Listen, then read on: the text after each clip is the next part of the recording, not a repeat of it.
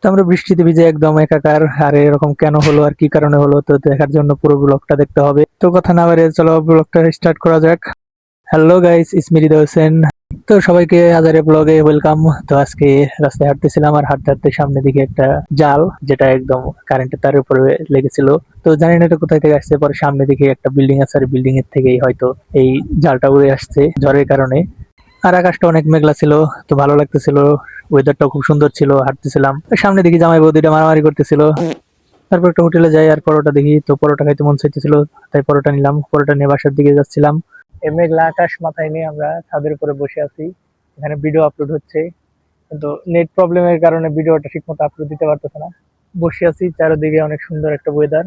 তো কোনো কারণ ছাড়াই হঠাৎ আমরা বিকালে হাঁটতে বের হই, আর ওয়েদারটা অনেক মেঘলা ছিল, ভাবলাম বৃষ্টি হবে। তারপর আমরা বনের দিকে যাচ্ছিলাম, কারণ ওইদিকে অনেক সুন্দর একটা ভিউ আছে, অনেক ভালো লাগে। আর মাঝে মাঝে আমাদের যাওয়া হয় সেখানে। হাঁটতে হাঁটতে সুন্দর একটা জায়গায় আসছি, যদি এই ভিউটা না দেখাই তাহলে আমার মন মানবে না।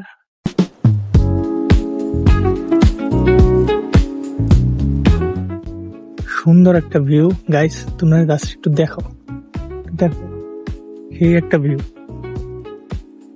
এখানে মাঝে মাঝে আসা হয়, খুব ভালো লাগে এই জায়গাটা, খুব সুন্দর বন, মনোরম জায়গা। আর এদিকে রাস্তা গেছে, এদিক দিয়েও সামনে একটা বাজার আছে, তো সেখানেও যাওয়া যায়।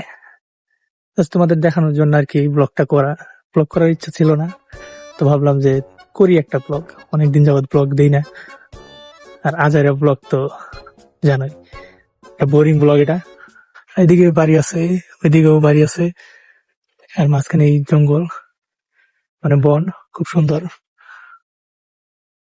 আমাদের নতুন ব্লগার, কন্টেন্ট ক্রিয়েটর আসতেছে।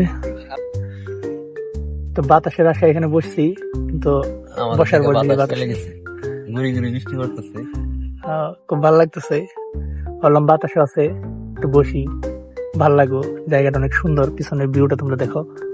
এখানে একটা বক আছে, এখানে মেবি হাল বাইছে কিছু একটা বোনার জন্য।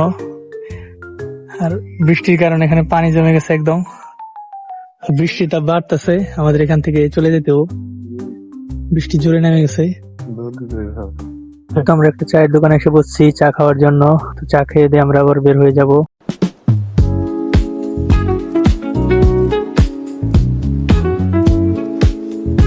তো রেল লাইনে চা খেতে আসছি, আর রেল লাইনটাই যদি না দেখাই তাহলে কিভাবে হয় আজাইরা।